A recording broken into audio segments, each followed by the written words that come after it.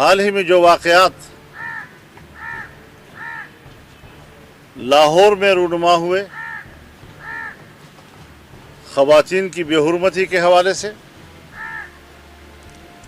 اور نوجوان نسل کی بے راہروی کے حوالے سے، تعجب اس بات پر ہوتا ہے کہ ہمارا ناجائز حکمران وہ قوم کو حیا کی تعلیم دے رہا ہے، جبکہ بے حیائی اور فحاشی اس کا ایجنڈا ہے، اور نئی نسل کی بے راہروی میں عمران خان اور اس کی پارٹی کی ذہنیت اور ان کے ایجنڈے کا بہت بڑا دخل ہے۔ اگر ہم نے نئی نسل کو راہ راست پہ لانا ہے، باوقار بنانا ہے اور ایک باعزت معاشرہ تشکیل دینا ہے، تو پھر ایسے حکمرانوں کا خاتمہ ضروری ہے جو ملک کے اندر مادر پدر آزاد معاشرے کو تشکیل دینے کے لیے وسائل استعمال کرتا ہے۔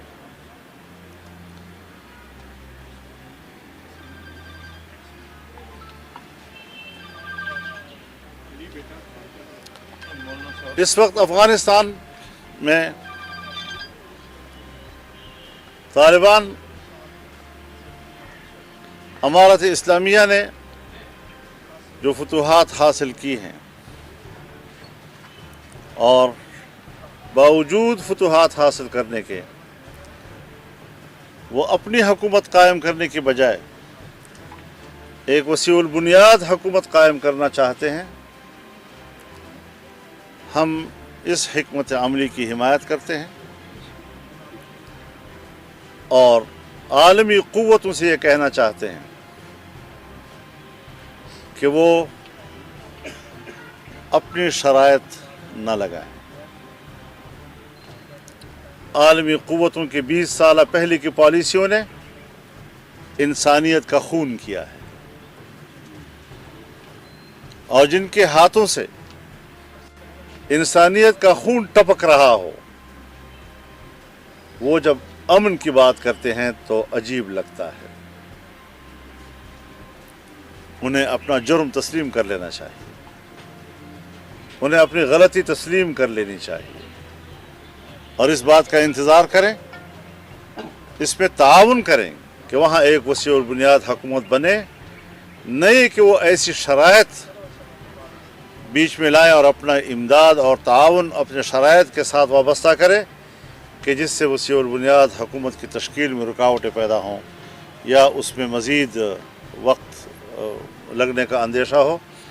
تو اس حوالے سے ہماری رائے یہ ہے کہ ایک پرامن افغانستان افغان قوم کو چاہیے، ایک مستحکم افغانستان، ایک مستحکم سیاسی نظام، اور یہ سب کچھ پاکستان کا مفاد ہے۔ ایک پڑوسی ملک کی حیثیت سے وہاں کے 20 سالہ جنگ کے منفی اثرات جس طرح ہم پر مرتب ہوئے ہیں، اگر وہاں پر ایک پرامن معاشرہ تشکیل پاتا ہے تو اس کے مثبت اثرات بھی پاکستان پر مرتب ہوں گے اور خطے میں ایک یکجہتی کی فضا تشکیل پائے گی۔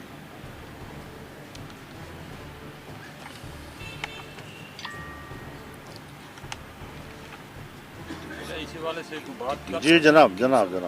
یہ افغانستان میں ایک نیا گروپ ظاہر ہوا ہے جس کو Islamic state of Khorasan province کے نام سے نا جی ادھر افغانستان میں ایک نیا گروپ ہے جن نے ابھی یہ حملہ بھی کیا، طالبان کے خلاف بھی وہ کارروائیاں کر رہے ہیں، Islamic state of Khorasan province کے نام ISKP۔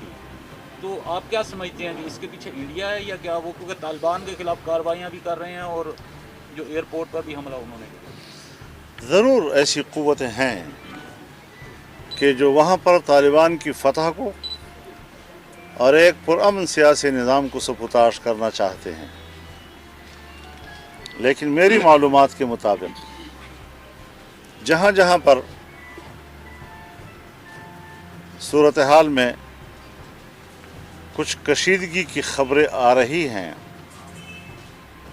وہ حل ہونے کے قریب پہنچ چکی۔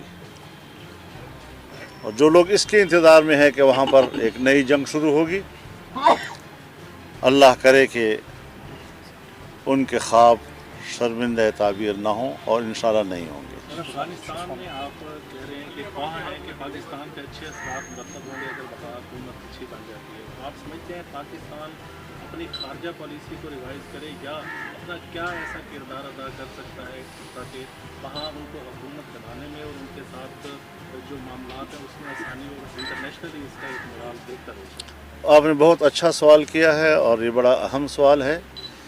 بدقسمتی سے پاکستان کی خارجہ پالیسی اس وقت موجود ہی نہیں۔ عالمی برادری پاکستان کو کسی بھی ایسے فورم پر بیٹھنے کی بھی حقدار نہیں سمجھتی کہ جس میں ہم پاکستان کو اسٹیک ہولڈر تصور کر رہے ہیں۔ سلامتی کونسل کے اجلاسات ہوئے ہیں، پاکستان کے نمائندے کو اپنی بات نہیں کرنے دی گئی۔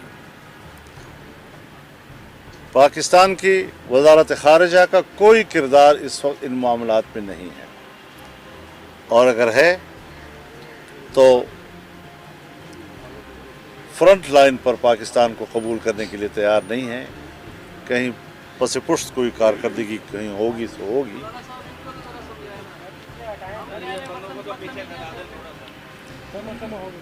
تو اس بات کو ذرا تھوڑا سا ذہن میں رکھنا چاہیے کہ اس وقت پاکستان کی کوئی خارجہ پالیسی نہیں ہے، بلکہ عمران حکومت لا تعلق ہے خطے کی اس بہت بڑی تبدیلی کے ساتھ۔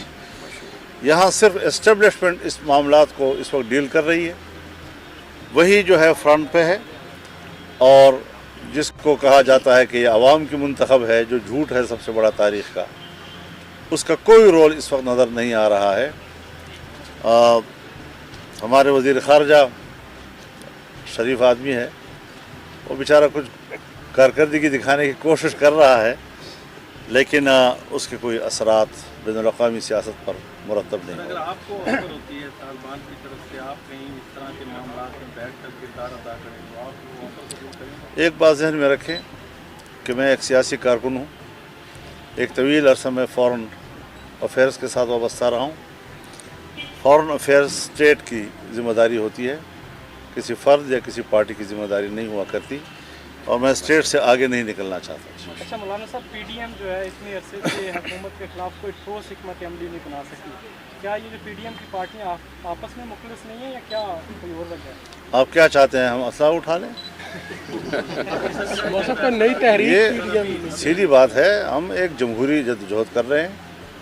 ہم نے اپنا ایک نظریہ جو ہے وہ برقرار رکھا ہے، اور عام آدمی نے اس پوری حقیقت کو تسلیم کر لیا ہے کہ یہ حکومت ناجائز بھی ہے اور نااہل بھی ہے، اور کوئی کارکردگی، بعض دفعہ ہوتا ہے آپ آئے تو غلط طریقے سے ہیں، لیکن اپنی صلاحیتوں کی بنیاد پر اچھی کارکردگی دکھا کر تو اپنی اس کمزوری کو چھپا لیتے ہیں۔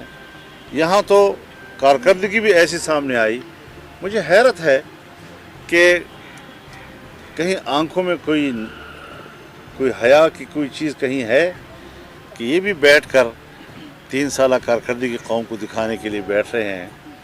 3 سالہ کارکردگی نہیں تھی، یہ 3 سالہ کارکردگی ان کی ایک تو ابرار الحق ہے، ایک عیسیٰ خیلوی ہے، اور ایک ہمارے اسماعیل صاحب ہیں، عمران اسماعیل صاحب۔ یہ 3 گویے جو ہیں، یہ 3 سالہ کارکردگی ہے۔ اچھا مولانا، پی ڈی ایم کے حوالے سے آپ بتائیے گا، پیپلز پارٹی سر اب اس وقت کیا کس پوزیشن میں ہے سر آپ کے ساتھ؟ میرے خیال میں وہ تو اپنا راستہ جدا کر چکی ہے، اور ہم اس وقت ان کی تمام کمزوریاں جانتے بوجھتے بھی زیر باس اس لیے نہیں لانا چاہتے کہ ہم کئی محاذ نہیں کھولنا چاہتے، اور قوم کے ساتھ جو ہماری کمٹمنٹ ہے اور اس کے لیے جو پی ڈی ایم کا اعلامیہ ہے، ہم صرف اسی کو فالو کرنا چاہتے ہیں تاکہ قوم کی یکسوئی متاثر نہ ہو۔ سر، شہباز شریف کے شامل ہوتے ہی پی ڈی ایم جو ہے اس کی تحریکیں بھی ڈاؤن ہو گئیں، جلسے جلوس بھی ختم ہو گئے، احتجاج بھی نہیں ہے، اور بیانیے میں بہت بڑی تبدیلی آئی ہے۔ तो इसको आप किस तनाजुर में लेते हैं, क्योंकि पीपल्स पार्टी का मेन इशू तो ये है कि अपने असल लाइन से पीडीएम हट गई है और वो जो है वो दोस्ताना तरीके से हुकूमत के साथ अपने मामला चला रही है। पीडीएम की पॉलिसियाँ और फैसले शहबाज शरीफ साहब खुद नहीं किया करते। पीडीएम 9 जमातों का एक फोरम है और सब मिलकर अपनी पॉलिसी तय करते हैं। कल सरबराही इजलास है कराची में और परसों कराची में फ़कीरुल मिसाल एक अज़ीमुश्शान जलसा होगा। आवाम की उसमें बड़ी शिरकत की तवक्को है और उनकी सियासत पर उसके बड़े गहरे असरात होंगे।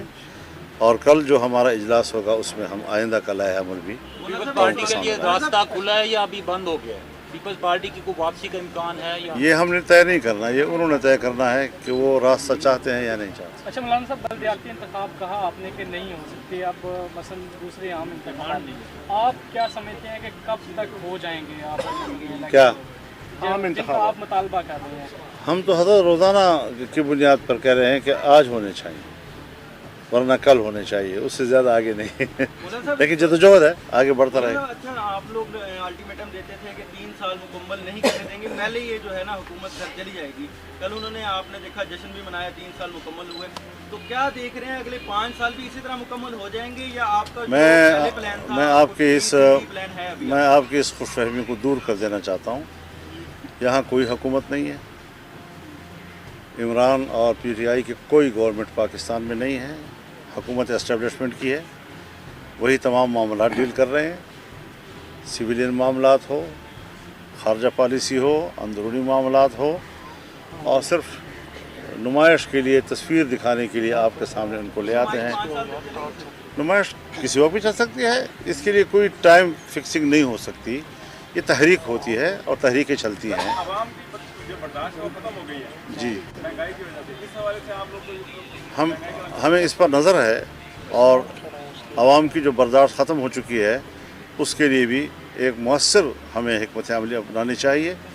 और कमज़ोर और रिवायती किस्म की जो हमारे एक काम का तसलसल है, हमें उसमें बड़ी तब्दीली लानी पड़ेगी। इलेक्ट्रॉनिक वोटिंग मशीन को लाया जा रहा है सर, उसके बारे में इलेक्ट्रॉनिक वोटिंग मशीन को अब लाया जा रहा है, पहले आरटीएस को ये मेरे ख्याल में धांधली का एक नया आला ईजाद हुआ है।